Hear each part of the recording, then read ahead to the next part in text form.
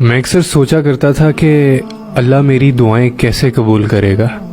مجھے تو دعا مانگنے کا طریقہ ہی نہیں آتا، نہ الفاظ زبان پر ٹھہرتے ہیں، نہ جذبات بیان کرنے آتے ہیں مجھے۔ ٹوٹی پھوٹی سی صدائیں، آدھی ادھوری سی دعائیں، مجھے تو یہ بھی کہنا نہیں آتا تھا کہ یا اللہ میں تکلیف میں ہوں۔ مجھ میں تو اتنی بھی ہمت نہیں رہتی تھی کہ یہ کہہ سکوں کہ یا اللہ آپ کے بندوں نے بہت دل دکھایا ہے۔ یہ زار زار بہتی ہوئی آنکھیں اور یہ کپ کپاتی ہوئی زبان تو کبھی کبھار اتنا بھی موقع نہیں دیتی تھی کہ کچھ مانگ سکوں، مگر پھر بھی اللہ ہر دعا سن لیتا ہے۔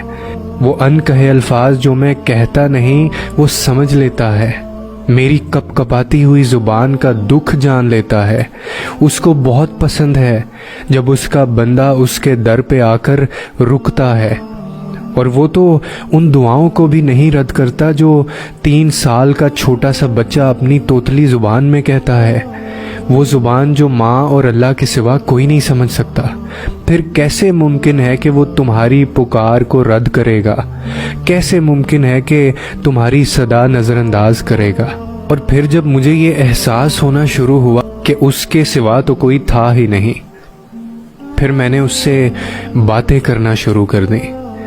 اور میں تمہیں بھی یہی کہوں گا کہ اکثر ہم بھول جاتے ہیں اللہ کو، اس سے باتیں کرنا بھول جاتے ہیں، نماز چھوڑ دیتے ہیں، بھول جاتے ہیں کہ وہ ہمیں دیکھ رہا ہے اور گناہ کر بیٹھتے ہیں، بھول جاتے ہیں کہ اس کی محبت کے بنا انسان محض ایک وجود ہے، زندگی کے بغیر وجود جس میں اللہ کی محبت نہیں۔ ہم بھول جاتے ہیں کہ اس کی رحمت کی چادر کو، مگر وہ نہیں بھولتا۔ کہیں بھی، کسی بھی جگہ، کسی بھی حال میں، ہر لمحے وہ نہیں بھولتا۔ اس کو تمہارے گناہوں سے بھی فرق نہیں پڑتا۔ اگر ایک بار تم اس کی جانب لوٹ جاؤ تو آسمان کی اونچائی جتنے گناہ بھی کر ڈالو تو بھی تم اس کے پاس جاؤ تو وہ بس ایک آنسو اور ایک قطرے سے معاف کر دیتا ہے، سب بھلا دیتا ہے، مگر محبت کرنا نہیں چھوڑتا۔ ایسی محبت کرتا ہے وہ۔ اور جس تنہائی میں تم روتے ہو وہی تنہائی اللہ کے قریب بھی کرتی ہے۔ لوگوں کے چھوڑ جانے سے گھبرایا نہ کرو، جب ساتھ کوئی نہ ہو تو دل خود ہی اللہ کی طرف رجوع کرنے لگتا ہے۔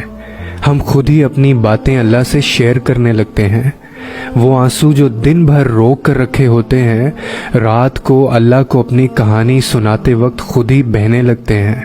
اس لیے خود کو تنہا محسوس مت کیا کرو، اللہ ہے اور وہی تمہاری تنہائی کا سکون ہے۔